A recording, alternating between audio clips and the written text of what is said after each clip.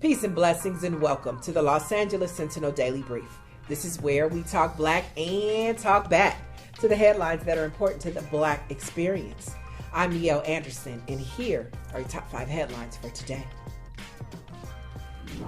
The Nipsey Hussle murder trial began today with jurors hearing opening statements after 2 weeks of juror selection.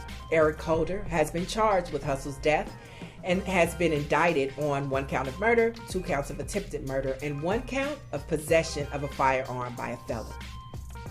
Holder faces up to life in prison if convicted as charged.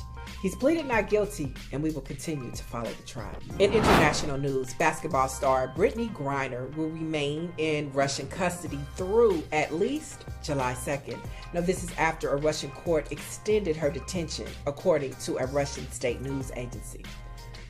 Now, she's been held in Russia since February on accusations of drug smuggling, and meanwhile, supporters including Griner's family and the WNBA have advocated for her release, with some expressing concerns Russia would use the WNBA basketball star as a political pawn amid tensions over Russia's invasion of Ukraine.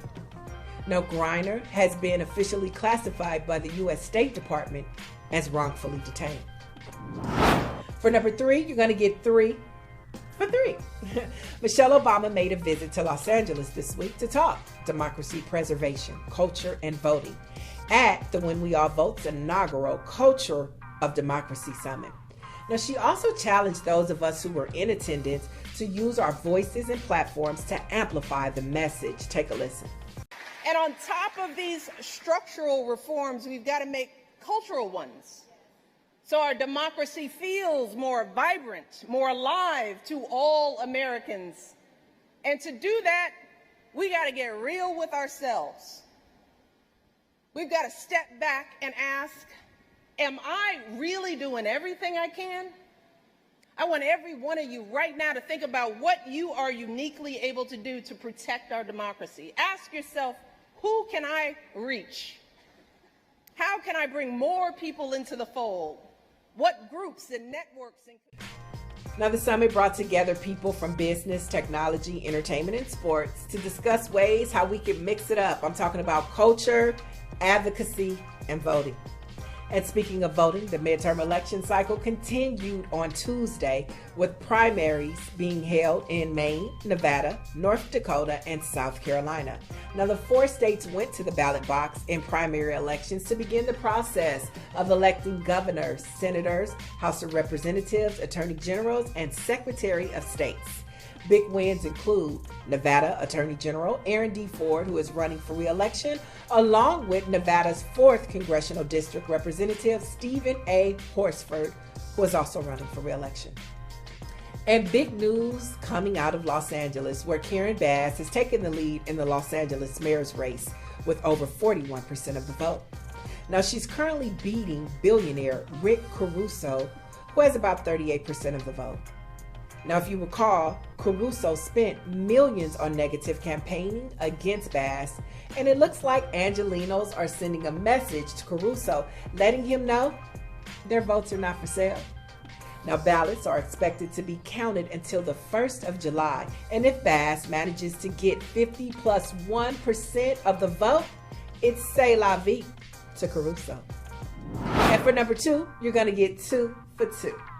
So first, let's check in with one of our newest correspondents, comedian Boogie B, with HBCU news and some history facts.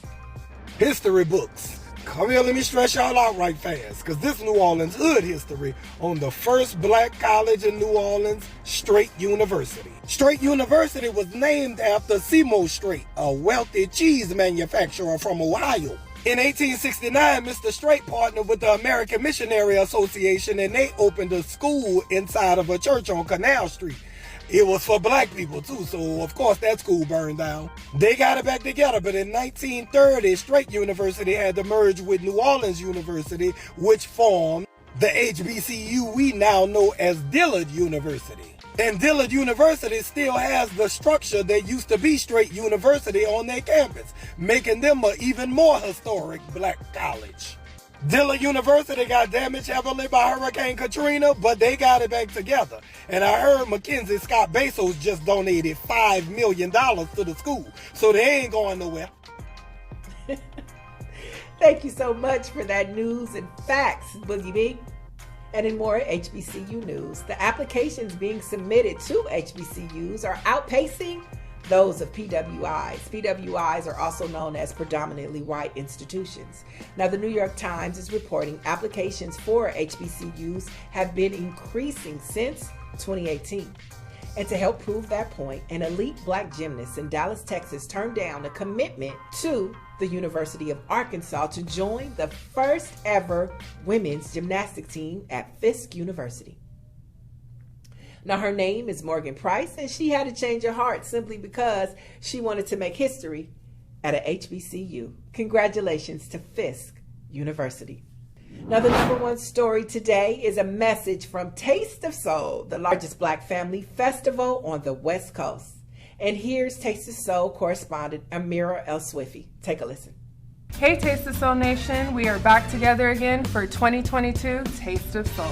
That means we need all of our Taste of Soul vendors, including our chefs and small businesses, back on the shop. If you are a Taste of Soul chef or small business who have goods or services to offer our community, we want to talk to you. Go visit our website to inquire, and one of our Taste of Soul staff will contact you for an interview. See you on Saturday, October 15th at Taste of Soul.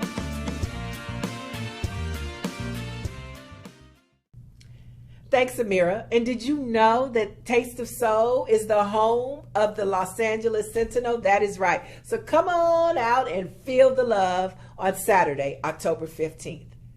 Now, to keep up with the latest in Taste of Soul news and news that is impacting the Black experience, visit lasentinel.net.